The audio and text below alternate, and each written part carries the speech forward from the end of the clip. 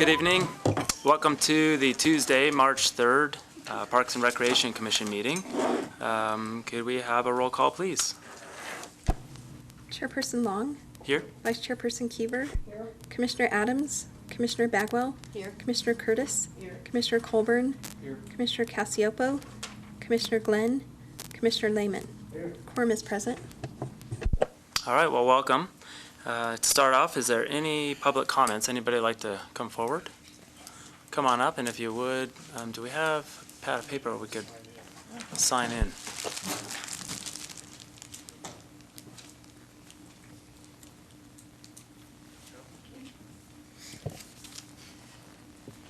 My name is Mary Lemmy, and I'm the track operator of Carson City BMX.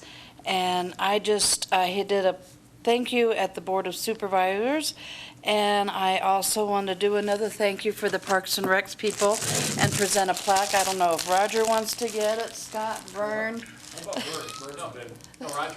Roger's good. But it's just thank you for all their hard work and dedication in finalizing the project of our lights at the track, and it's to Roger and Scott, Vern and David. Also at the building facilities, Bob Keith, Jim Foster, the Public Works Department, Darren Anderson, John Platt, Rick Cooley, and Kate Allen. I didn't have enough money to go get different ones, so I kind of combined them all into one. So, but just wanted to present a nice thank you, and that's my public comment. So, all right. They've stuck by me for 15 plus years, and I'm still sticking around for a while, but you know, we finally got it done. We're a small organization, but all the riders and families truly appreciate it, and we can't wait until we get them going. All right. Well, the weather's been second to none, I guess. Yeah, so we're not racing till April. We're not starting till April. Okay. I've been doing this a few years now, so I kind of judge April timelines, but okay. We'll do kind of more of a bigger thing. But just wanted to put it out in the public, the thank yous. All right. Well, thank you. Well, thank you, Mary, and and thank you to the Park and Rec Commission for also supporting the project over all those years, Yes. and the Board of Supervisors. And she has the Public Works on there, and they were a very important part of it. We'll hang it in our building, and we'll invite them to come over and take a look at it. Oh yeah. Or they can, once a week they can, or once a year they can take it over for a week or two. There you go. Yeah. Get your picture in front of it. Thanks, Mary. Thanks. May I Yeah. say something too? Yeah, this is Commissioner another Curtis. one of those items where I'm so glad to see completed. It was one of those that we struggled every year trying to find enough money to support this, and then things got really bad and couldn't really help at all. So thank goodness it's finally got completed, and I know there's a lot of people that are very happy and glad to hear it. Thank you. Okay, any other public comments? For action of approval of minutes, I don't believe we had any minutes, so we'll have to look at those next time. So we'll go to modifications of the agenda. I don't have anything to modify. Does anybody else? Okay. Meeting items. 3A is a discussion only regarding the 2014-15 Arlington Square Ice Rink operations with Megan Sirocco and Scott Chapman. You guys? Hi, thank you for having us. We just wanted to give a brief report on the ice rink, the 2014-2015 ice rink, to discuss the operations and the year-to-date revenues and expenditures. I want to keep in mind that it is year-to-date. We are still collecting invoices as well, so that's why it's year-to-date. And to discuss and just let you guys know that we have some partnerships with the Downtown Business Association. They provided decorations for the ice rink this year. The Carson Nugget, obviously, for their site. They were great to work with again this year. And Tahoe Fence, they did the fencing that surrounded the perimeter to keep things nice and orderly. And so we wanted to give them all a big thank you for their assistance this year. And so if we go, I think you guys all have your reports on the revenues and expenditures. And like I said, we do expect another power bill from NV Energy, and we just received another for the trucking to move our chiller and our pumps as well. That came in today. So invoices still continue to roll in. You see, as of February 19th, our total expenses were just under $60,000, with our revenues being just over $77,000. Our cost recovery was currently at 128%, leaving $17,161.90 program funding to the good for the program. So comparing that to last year, the revenues for last year were just over $78,000, and the expenditures were just over $81,000. That does include our 40-foot hex tent, the public tent, which collapsed last year. If you guys recall, we did have to shut down a couple days early because of the weather. And so that was the comparison from last year to this year in terms of revenues and expenditures. For this year, we are hoping to, if funding allows, to have a few different improvements. We are in need of a 20 by 30 tent canopy that currently is on the CIP request list. But I don't know if any of you guys went out there or drove by the ice rink the last few days that we were open. The rain, it just gathered in the 20 by 30 public party tent, and it stretched the canopy. So we were very, very lucky that the entire structure didn't collapse, but because of the stretching, we do need to get a new tent canopy. If CIP does not approve that, then we will need to purchase one if funding allows this fiscal year. We also have, for lighting, we do need some new lights. We did put in a CIP request for some LED lights. Again, if that does not go through, we will still need some light bulbs, in general terms, some light bulbs out there. And if funding allows, we'd like to get that this year. And then we do need our skate racks where we hold all of our the rentals inside the building. Those have been, I think we've had those now for 5 years when we took over, and they need some love. So we will have those either refurbished or replaced. Building maintenance is working with us on those, and so we'd like to take that out of this fiscal year if we're able to. So we just had just under 9,400 skaters. So I thought it was a great season. We did not have any snow, and but at the end we did close early. We could no longer compete with Mother Nature. The windstorm, the rainstorm that we saw, we could not keep the ice up to what it should have been. So we did make that decision and pull the plug. Any questions? No, it looks great. I know, obviously it hasn't been a very good winter, and I kind of wondered whether, I thought the revenue was actually very good considering. I would have expected maybe it would have been lower, but maybe the nicer weather brought people out, not sure. It did, and we worked really hard to keep the ice in decent condition. We had many days that we had puddling on the north side of the rink, but staff worked really hard in the nights to get it prepped for the next day. So I was very excited about that too. You know, people love the beautiful weather, but it does some interesting things to the ice. So Right. no longer whether it's snow we have an issue, rain we have an issue, or the sun. I know last year the sharpening was an issue. This year, were we able to keep the blades a little sharper? Yeah, this year we were actually able to sharpen all the skates before the season even opened.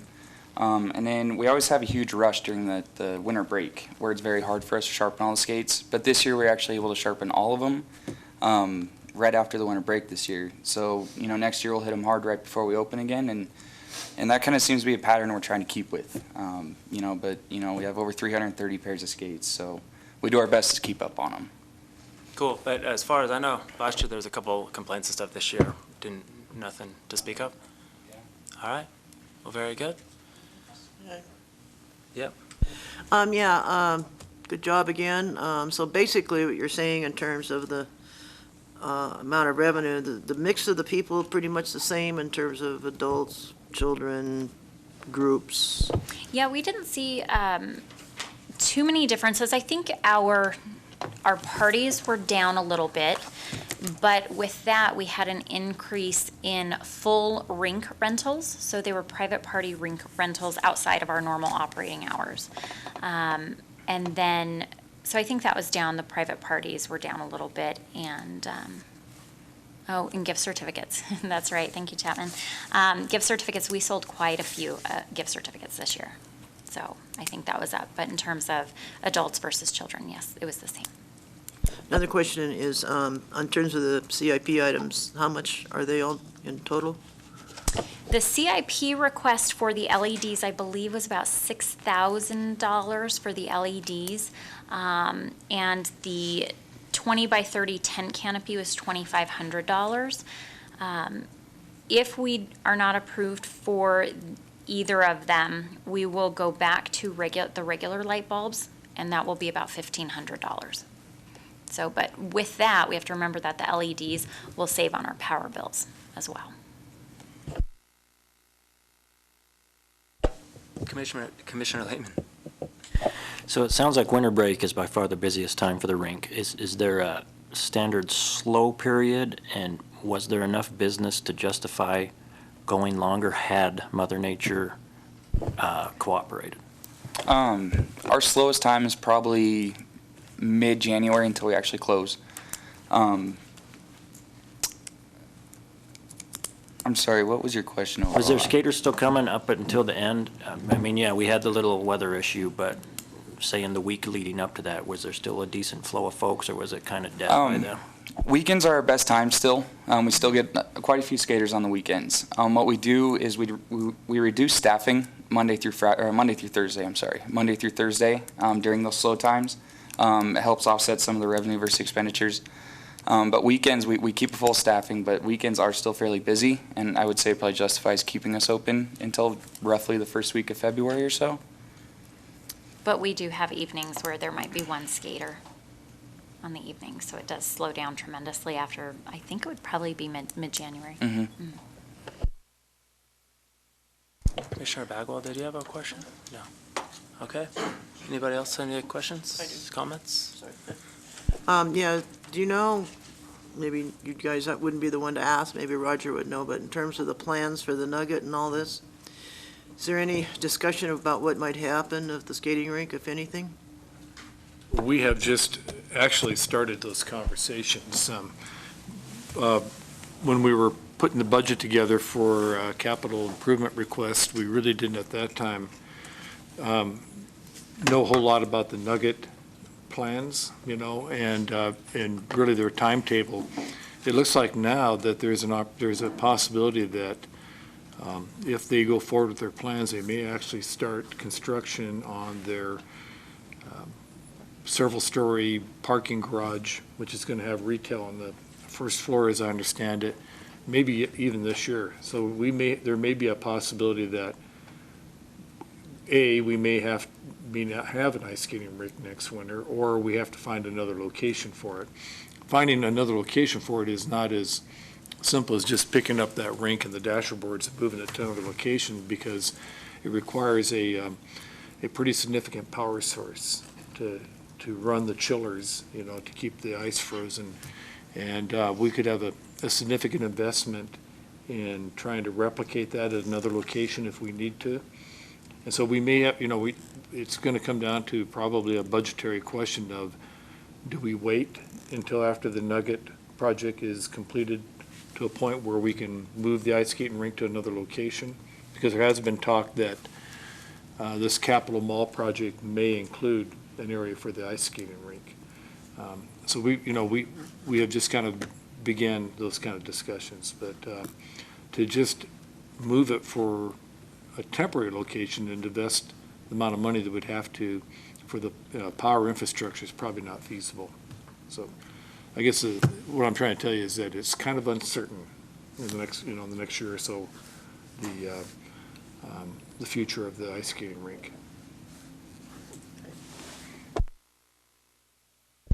Okay, any other comments? Public comments? All right, moving on to I think it's 3B. Thank you, guys. Thank you very much. Thank you.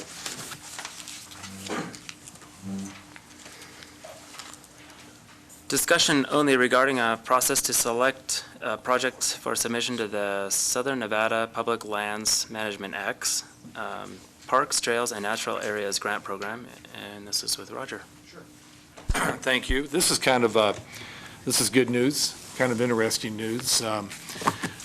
Maybe it's a sign of the recession starting to lose its grip on Nevada, particularly Southern Nevada, in that it appears that BLM land sales are picking up in Southern Nevada, mainly Clark County. And as you know, the SNPLMA program, Southern Nevada Public Lands Management Act, has grant projects, about 7 or 8 grant projects that are conservation-oriented and park and recreation-oriented, whose grants are funded by a portion of the revenue derived from the sales of those lands. And, back in probably 10, 15 years ago, there might be, $40 million available in the parks, trails, and natural areas portions of the SNPLMA project. In the last several years, it's been down to maybe $2 million. But now we're starting to see it ramp back up. The last round of applications for the grant, there was $4 million available through the PTNA program. And again, that's park, trails, and natural areas, out of about a $30 million SNPLMA grant project. They expect that the land sales are going to continue.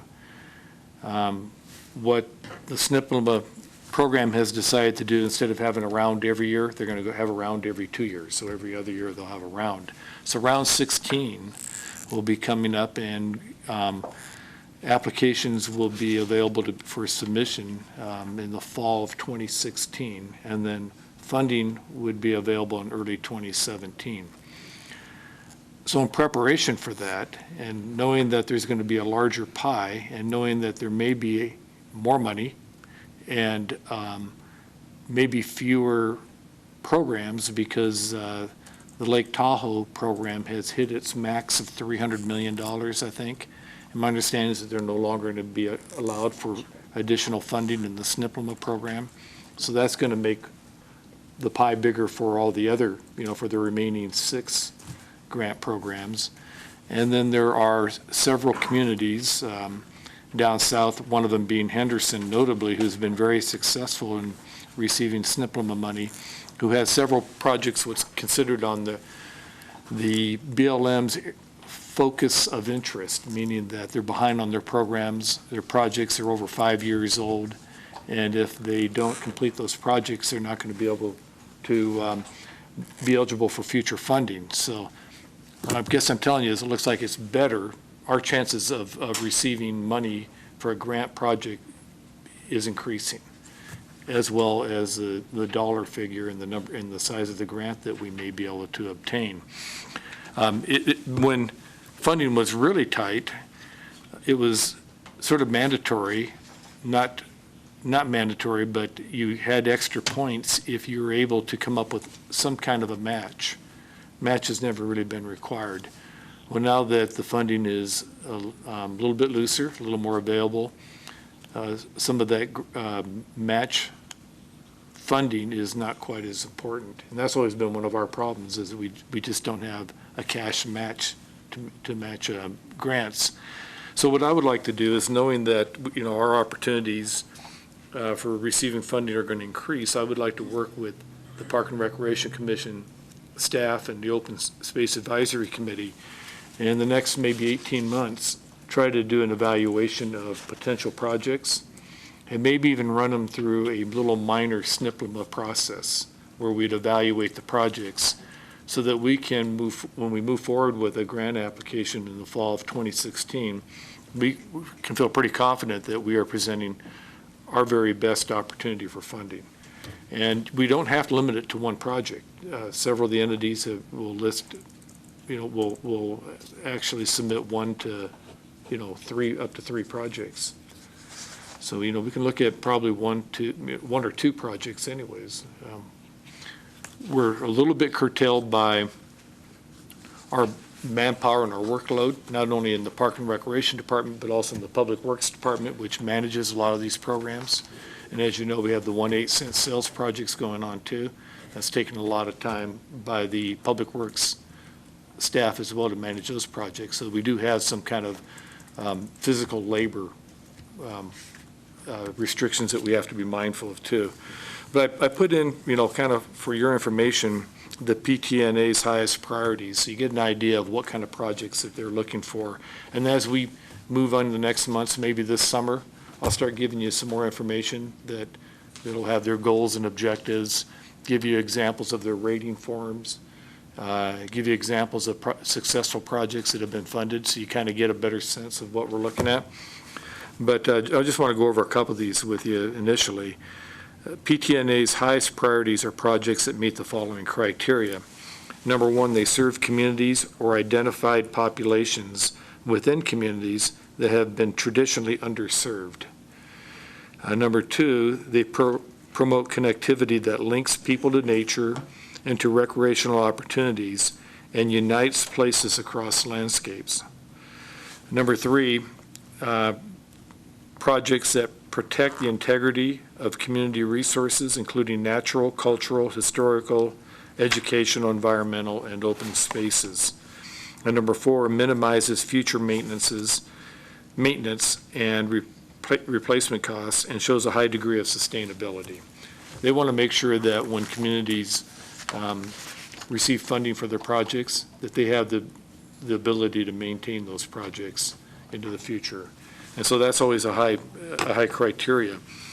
So projects that will probably have the lesser chance of being receive granting would be kind of your traditional neighborhood park type projects, standalone neighborhood parks. They also don't fund recreational facilities such as the MAC project. Now they'll help fund recreational facilities that are minor facilities that are part of a larger project, and such as restrooms, picnic shelters, those kind of facilities, but not large indoor recreation facilities. It's really geared for outdoor recreation by and large. Projects that typically are the most successful then include, projects that have a physical, cultural, or an educational connectivity from the urban environment to the rural environment or the wild environment, and to the natural landscapes. If you could bring the urban population out to the natural landscapes and provide an appreciation and maybe some type of a cultural and educational component to it, those are the projects that they really like. Just to give you an example, they're working on a trail system in the Las Vegas Valley area that is going to circumnavigate the whole metropolitan area. And all those communities all have kind of a piece of that project, And it goes, it brings feeder trails out of the urban area into this ring trail that takes you up into kind of the open space and BLM lands. And so it gets the people who are in the urban environment, gets them out into the country, out into the wildlands. And there's interpretive type of displays. But along the way, there may be parks that are located along the way that these parks will serve as important trailheads and, kind of features along the way on the trail system. And those parks can get funding. And so it's just kind of how you play the game, I guess, when you're looking at applying for these type of projects. We have been successful in the past. The Eagle Valley Creek Crossing project, which we're working on right now, that has not been completed, obviously, down behind Empire Golf Course. We received $250,000 for that bridge project. It's going to connect 9 miles of trail. Those are the kind of things that they like to see. We also purchased the Bentley property, about 400 and some acres in the Carson River Canyon. That was successfully funded through SNPLMA as well. So these are the kind of projects, really kind of ought to be thinking about. They flat out and said, we're not going to build baseball diamonds, we're not going to build soccer fields, with under one exception, if we can really prove that these are serving underserved communities. Now, if you could build a soccer field or an athletic complex that serves underserved populations and has some type of connectivity to natural landscapes, then you've got probably a pretty good project. But I'll give you an example. The city of Henderson in this last round, and I sit on the evaluation board that rates these projects. City of Henderson had a great project, and it was a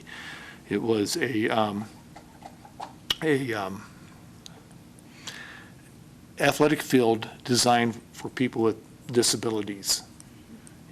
You probably have seen in the news and that where they have a softball program where the ball makes a sound and you pitch it, and and if you're not blind, you have to wear a cover over your eyes.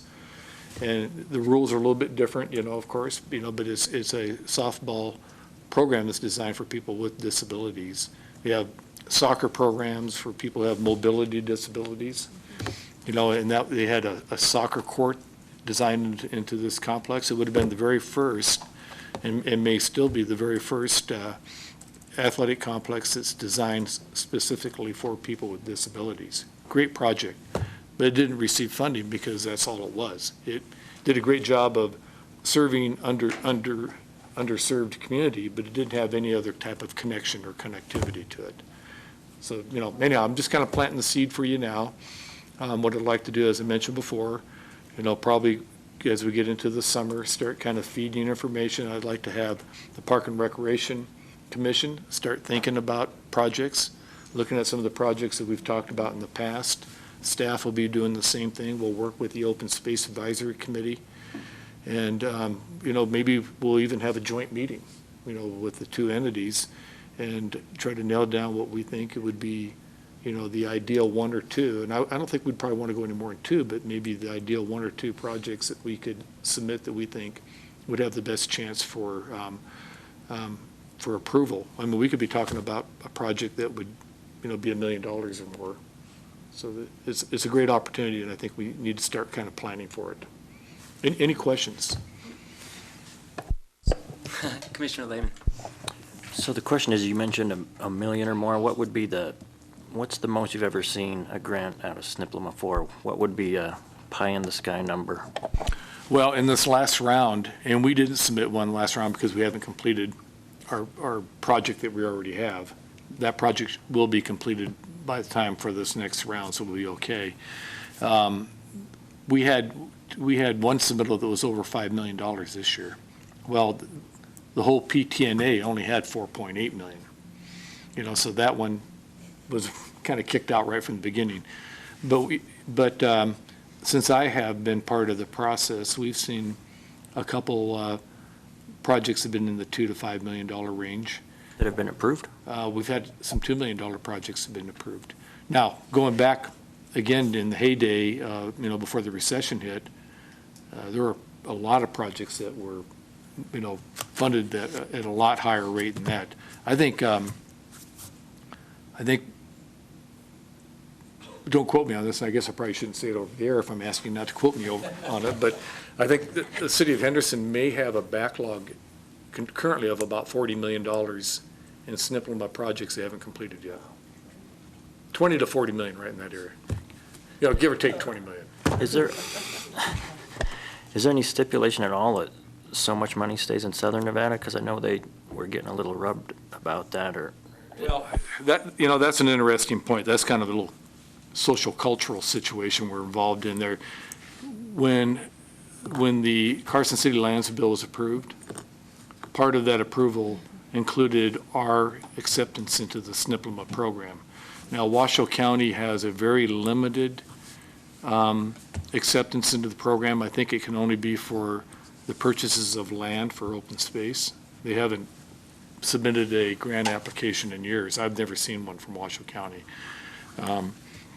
And we are allowed to submit grants for purchases of land for open space within the river corridor area, within the floodplain of the Carson River, or adjacent to the Carson River.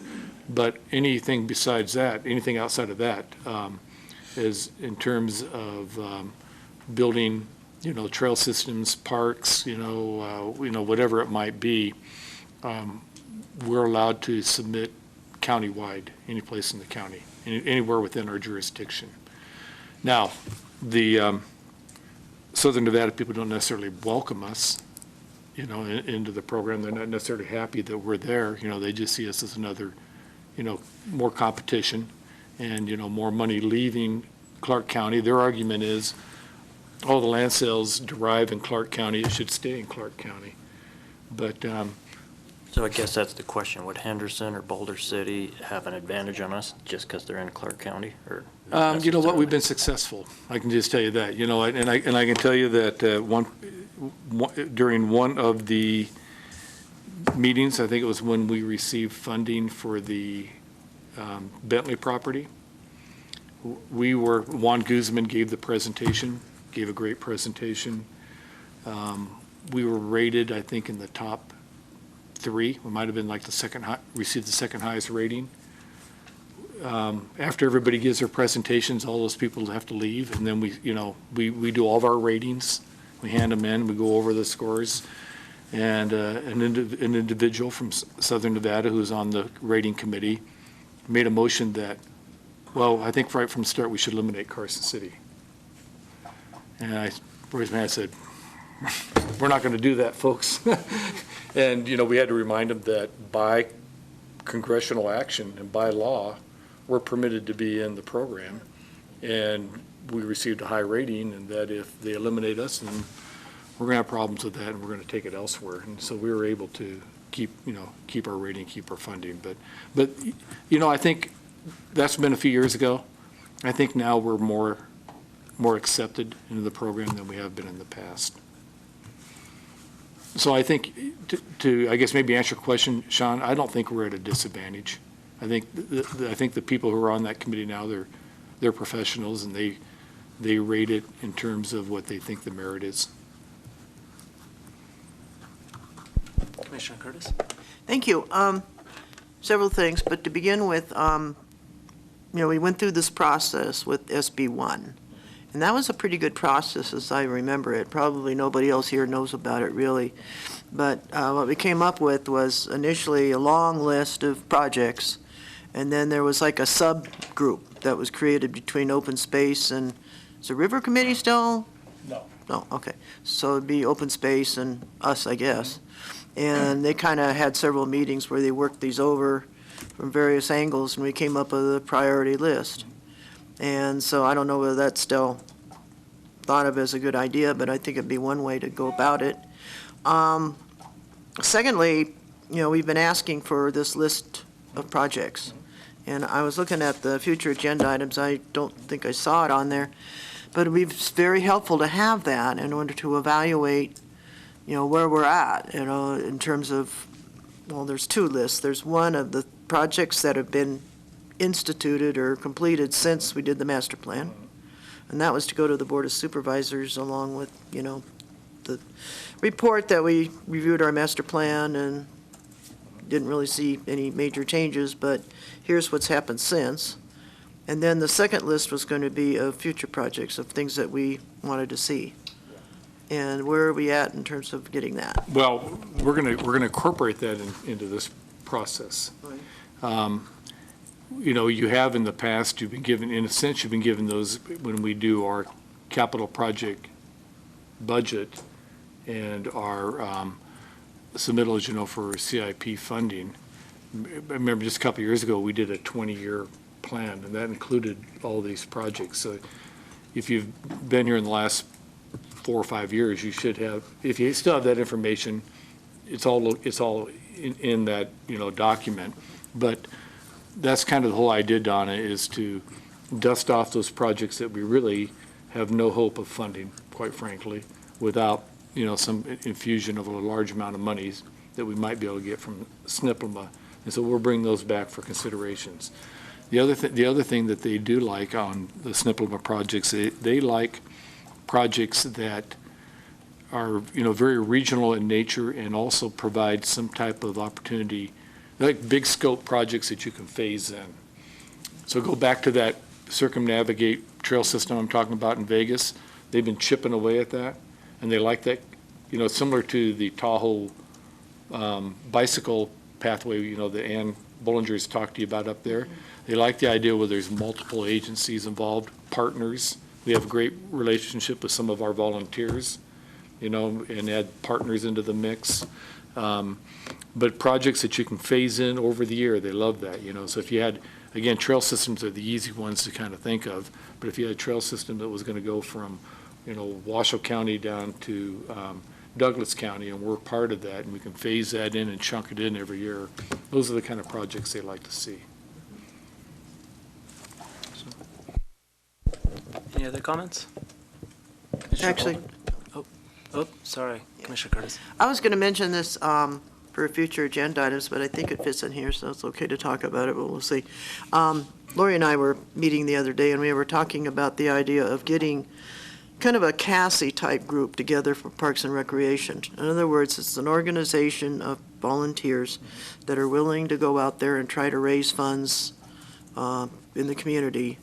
And I know maybe matching funds for some of these projects aren't that you're talking about isn't such a big deal, but there's other grants, et cetera, out there that for, a relatively smaller match, we might be able to get.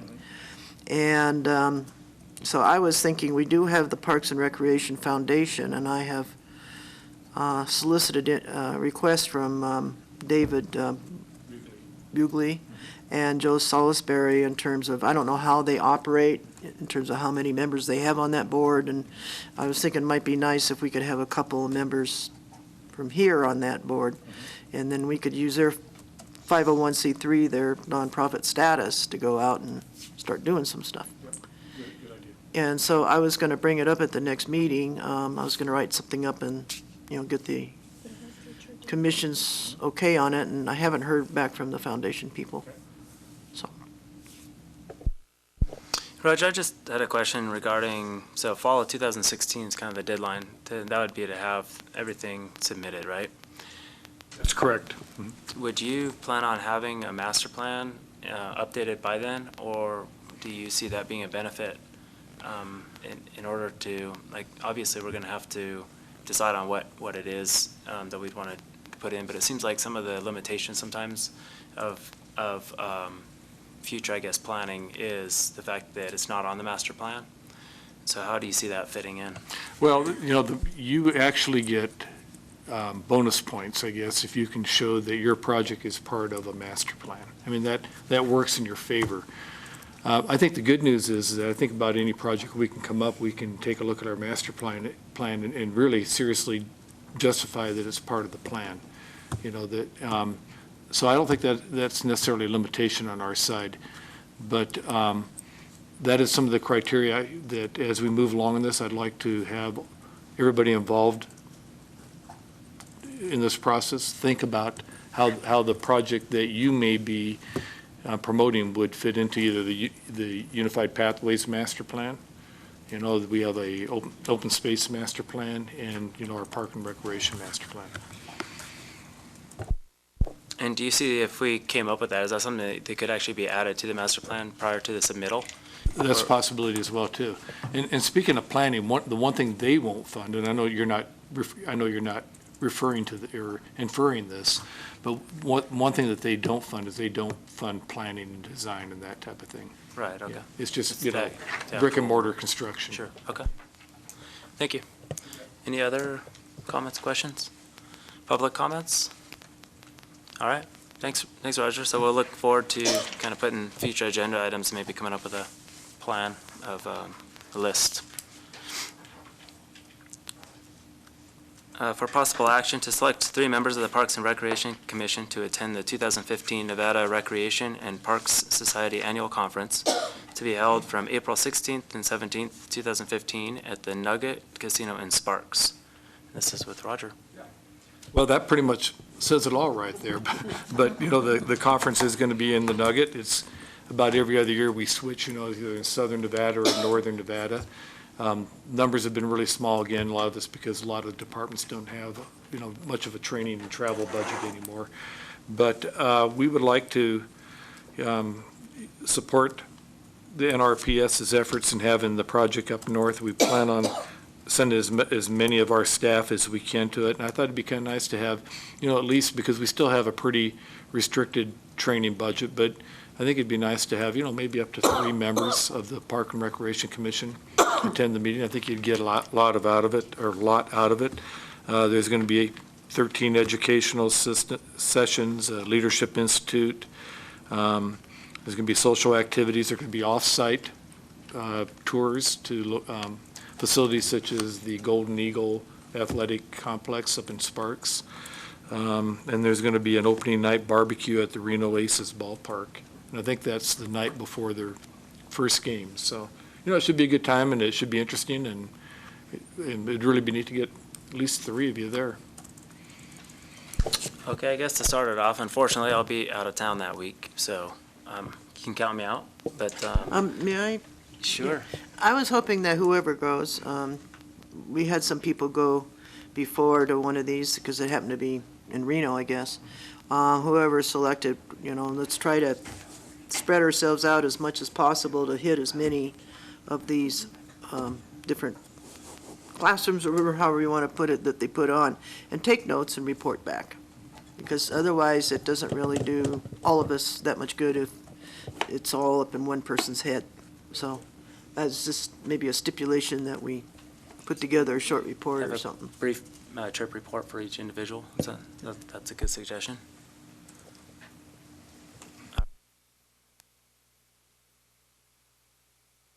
Do we have anybody that's interested and available? I am. All right, I looked today, I could do it as well. okay. Commissioner Does Cassiopo? that start the Thursday night then, and then it's all day Friday? Or does it start Wednesday night? That's what I'm It's, asking. I think it starts, and April 16th and 17th. Let's is what's see. on. I think it starts on the day of the 16th. But I'll get that information. I think it starts during the day. And it's all day on the 16th, and then 17th they have their program at the Reno Ballpark.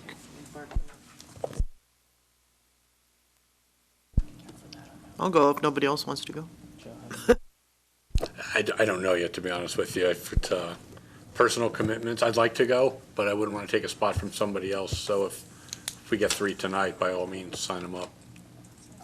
All right, ready to make a motion? Do we have a full slate of We got 3. I think so. Yeah. So we've got Commissioner Colburn. So I move to select Commissioner Colburn, Commissioner Kiever, and Commissioner Curtis of the Parks and Recreation Commission to attend the 2015 Nevada Recreation and Parks Society Annual Conference to be held April 16th and 17th, 2015 at the Nugget Casino and Sparks. Second. All in favor? Aye. Any nay? No. All right. We'll take care of the registration for you, so you Okay. won't have to get online and register yourself. Great, and then just if you would just clarify, I guess, I read it just being the 2 days, but if for whatever reason it's Wednesday night.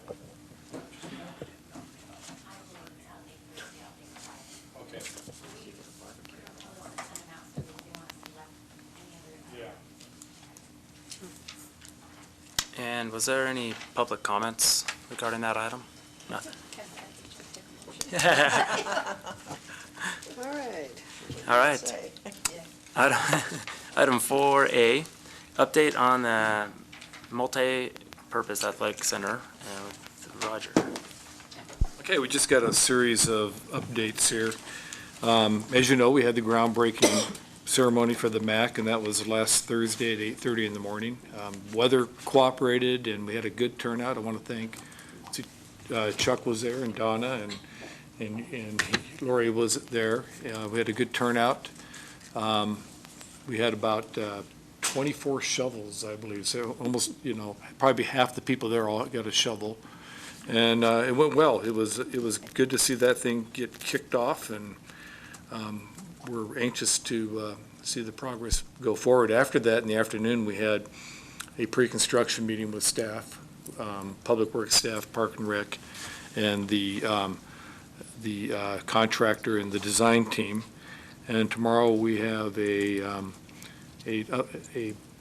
project update meetings, so, less than a week, we're already doing update meetings, so good to see the project go, and it was a good turnout. Yeah, well, thank you for those that were able to attend the groundbreaking, I guess we can call it. And I saw the picture in the paper. It looked like a pretty good turnout, actually. So, and it wasn't snowing, so. Yeah, a little snow. So They kept retaking the picture, and I thought for sure it'd be digging to China by the time we were through, but anyway, it was fun. all right, very good. Was there any other comments, Commissioner Lehman? I was just, has anything happened since the groundbreaking? We have, excuse me, the equipment has been mobilized on the site. I'm not sure if all the equipment's there yet. I'm going to be actually running by there on my way home to kind of take a look at the situation, but, I think it's just been mobilization at this point. So they should start really digging here, that's, It should start this week. okay.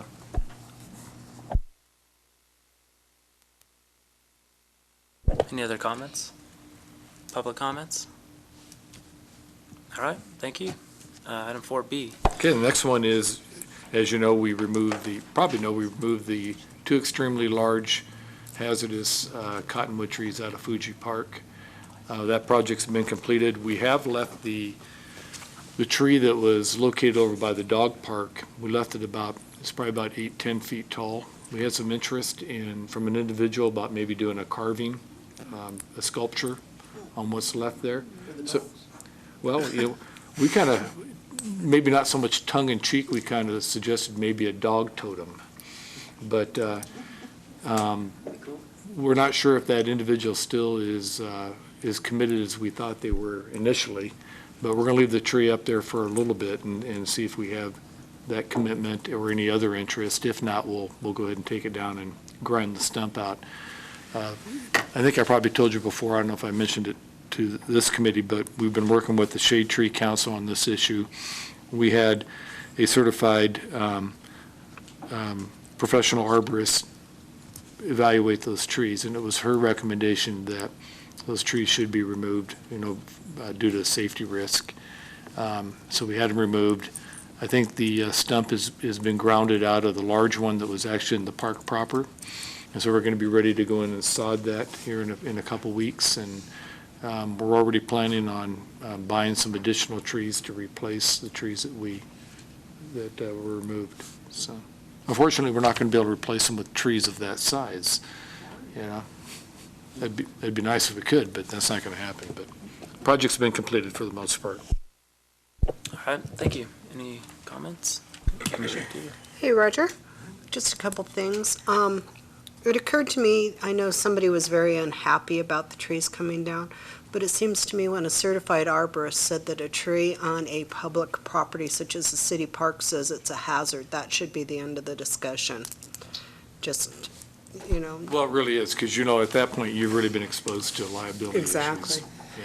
And just because I was curious, we went out and we checked, and it looked like the park staff was doing a wonderful job of roping off the area so that nobody would be tripping over the stumps or anything. And as always, my interest in what happens to the wood. What did we do with it? Well, some of the wood was hauled up to the, I can't remember the name of the business. It was that artist that has that business up there at Spooner Yes. and 395. So you could do because he could use the wood. Afterwards, we found out that the Northern Nevada Train Museum was also interested in the wood for their locomotives, or wood-burning locomotives. I think I've recommended that before. Oh, okay. Or maybe if we donate some of the wood to a charity so that maybe somebody who might have a hard time getting through a cold winter has a source of fuel. But I do know the Railroad Museum is always looking for fuel for the engines. And, instead of just getting rid of it, I like seeing it go to the Yeah. artist or to the museum or somewhere where it can be put to good use. We really didn't want to just take it up to the landfill and bury it. Too valuable of a resource to do that. We have a couple other trees in the park. They're kind of more in the natural areas. One along the trail there that we're probably going to have to take down too. They're not as large as those trees. I've had conversations with the Northern Nevada Museum or Train Museum people, and when we take those down, we may see if they're interested in those trees too. As always, I think your staff did a great job in taking those trees down and, working with everyone to ensure that the public safety was protected. I have to give kudos to the Public Works tree crew. They're the ones that took the tree down, and they did a great job. Very efficient. Commissioner Lehman? So, yeah, quick question. I mean, the bummer is, yeah, we just don't have a lot of big trees in Nevada, but, yeah, certified arborist says they're dangerous. So my question is wouldn't there be a lot of trees that fit that category in Mills Park and also even Treadway Park up here? We had a tree go down in Treadway Park this year, and we had to remove it.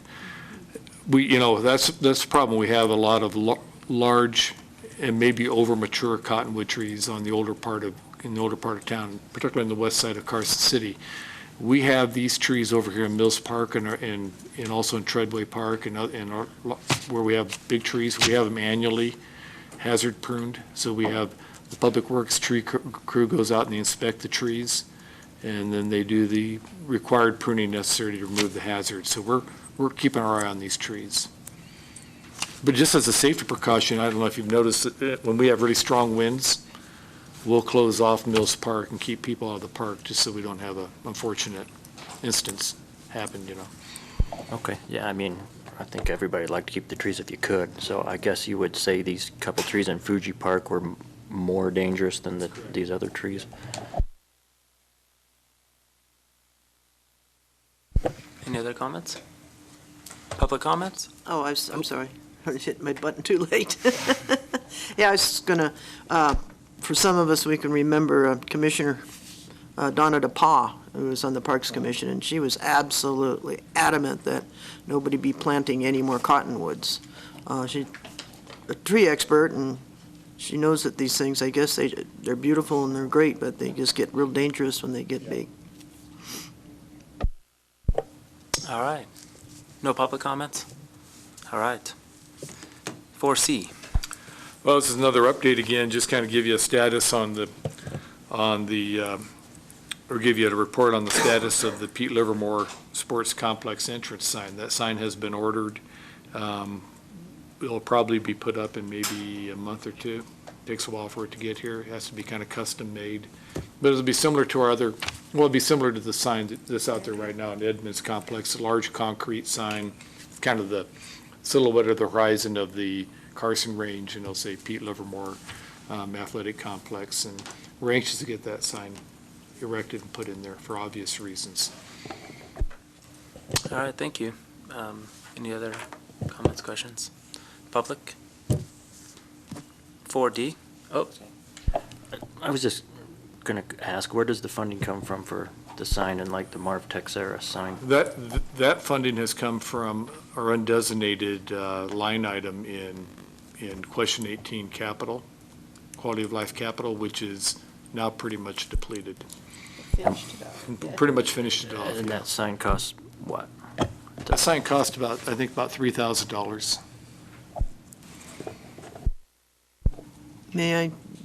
Well, and we will be, along that line, we are ordering several signs for open space properties as well. There'll be similar signs, but that's coming out of the open space budget, and they have a little bit more money than we have. Commissioner Cody? May I suggest at that price, is there going to be any kind of, ceremony or anything? Is there a thought of doing that, or? We hadn't thought about that. It might not be a bad idea. It's not in a very good location for a ceremony, right on the corner there, but we'll think about that. Okay. That guy does good barbecue. Maybe he wants to That's right, do his right business.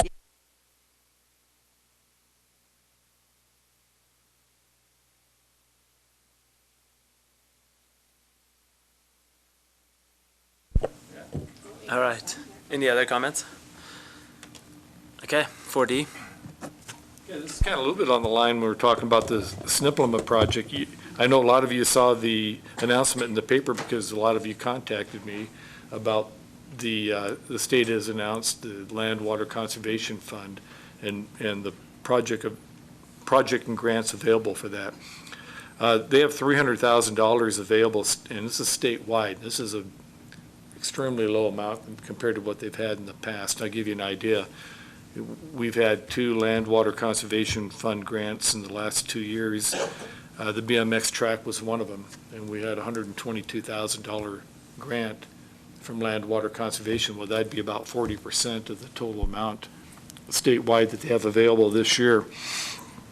We have decided not to apply for it this year. And the reason for that is we still need to close out the 2 Land Water Conservation Fund grants that we're working on now. I mentioned the BMX track lighting project and also the ADA improvements we have up at John D. Winter Centennial Park, the upper complex with the softball field up there.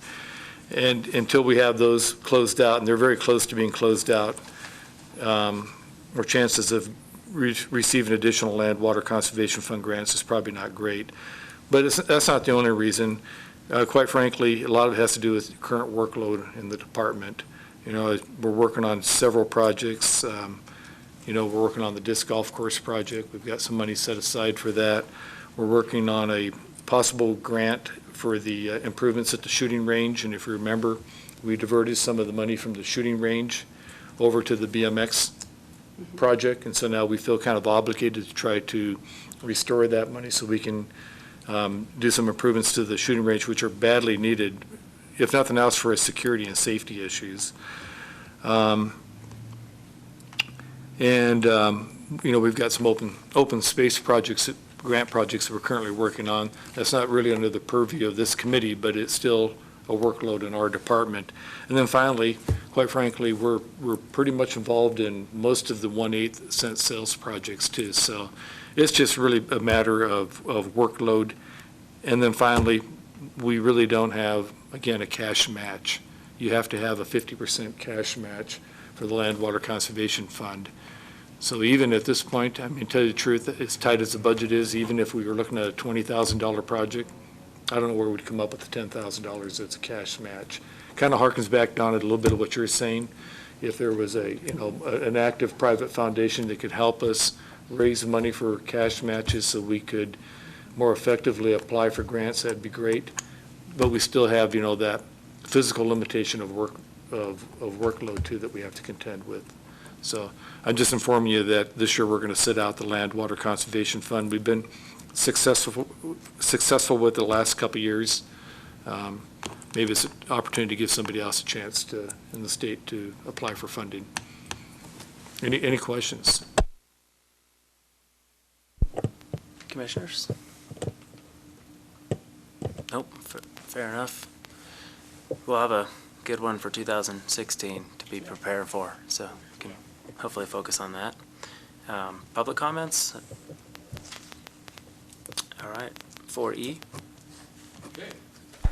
This is an update on the Ash to Kings Canyon Trail project, and in there I have it titled Update on the Ash to Kings Canyon Trail project, and every time I write that, Ann Bollinger always corrects me. Canyon's not supposed to be in there. It's Ash to Kings Trail project. Probably a lot of you have been up there, but the final bridge over on the Kings Canyon side has been installed by our volunteers from Muscle Powered. There's a picture of it in your packet. They've done a beautiful job on it. It looks really good. The project is significantly finished. I think there's a little cleanup work to do around the bridge, and then we also have some signage, and this is all part of a recreational trails project grant. All the funding comes from that. We're looking at the signage for at the trailhead, from both on the Kings side and on the Ash side, and then also some directional signage, mileage type signage along the trail. I can't say enough about the great work that our volunteers, Muscle Powered, and the Great Basin Institute, and Mark Kimbrough, and of course Jeff Potter, and all those people have done on this project. We're going to plan a ribbon cutting ceremony probably in May or June, and I know probably at least 2 of you know that there's already a run slated, this weekend for that trail. So I think it's an exciting exciting occurrence we're having here in Carson City, that this trail is almost near completion. Yeah, well, thank you. And I've been up there just a couple times, but I do plan on running Saturday. See how I do. I'm not really in shape for this, but we're gonna do it. The half. That means you might take second place. Yeah. And No PR. Right. but yeah, last I was up there, the bridge was just I think that some of the supports and stuff were in for the ash portion, but sounds like it's all finished. And from the looks of it, it looks like it's finished in the picture as well. So no, great work, like you said, to the Great Basin, Mark and those guys, and Jeff and Muscle Powered. It's pretty awesome, and all the volunteers they were able to do. I feel bad that I haven't actually volunteered, but like it is amazing work those guys have done in a short amount of time. I remember about a year ago now, I think them kind of being optimistic about finishing in the end of 2014, and I thought, I don't think that could happen, but it did. So yeah, it was pretty awesome. Commissioner Lehman. So yeah, I'd have to comment on this one. I've done the trail several times, and yeah, just awesome. So now that both bridges are in, it's pretty much completely done. But every time I do this, there's plenty of folks using this trail: bikers, runners, hikers, all kinds of people. So on President's Day, I shuttled up the whole distance track team, and there were 20 kids that did it, which was a whole lot of fun. But I guess the one thing I'd still ask if it's possible is when you go up the Ashway, it's doable. But yeah, going up the Kingsway, I took a big chunk out of the bottom of my car. So the Kings Road's in pretty bad shape. And if the Forest Service is willing, it's real tough to get to the Kings side. You definitely don't want to take a sedan up there. I mean, you need to have a high clearance vehicle. It's pretty rough. And it is a Forest Service road. You know, we have, it's a matter of budget for them. You know, they're aware of it. We talk to them frequently about it. They're going to try to take care of it.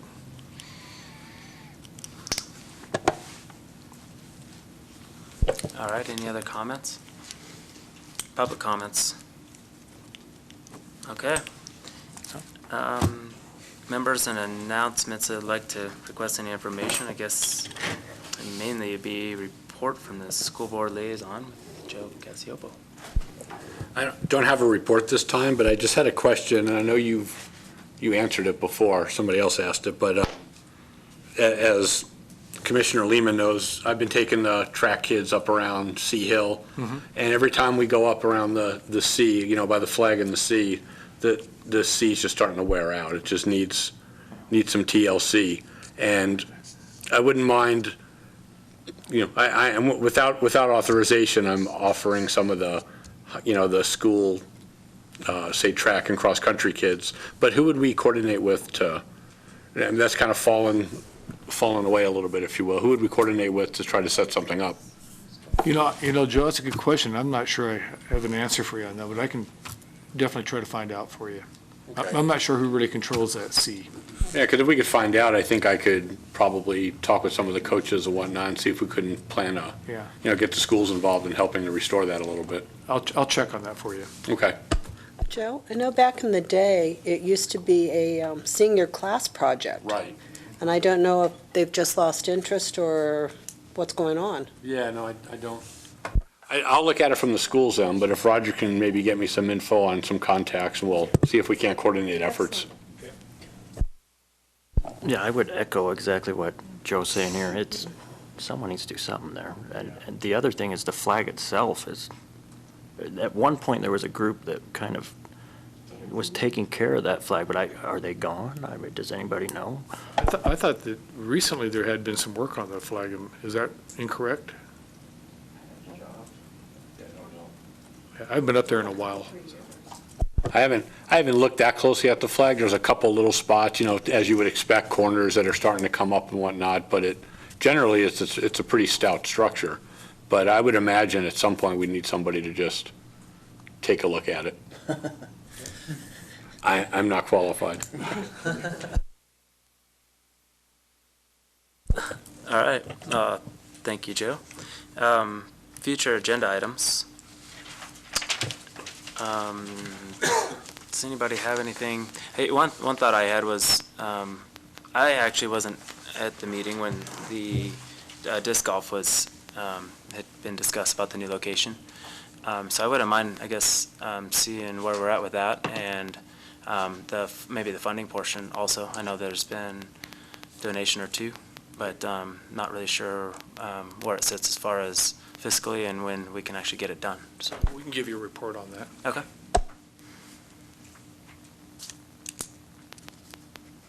Any others?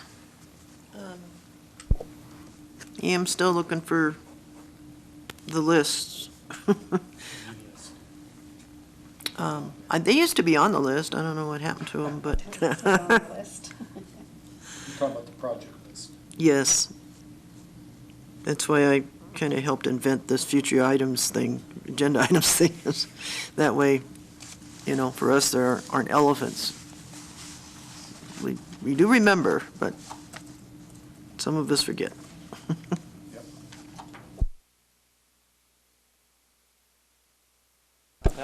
Is there anything going on with Empire Golf Course? There was a column in the paper about, he was Millard going bankrupt or something, and somebody needs to do something, et cetera. And I wrote a comment back to whatever this group is, saying, it'd be great if the city could have it, et cetera. But is there anything new on that? No, there really isn't. Nothing? No. Okay.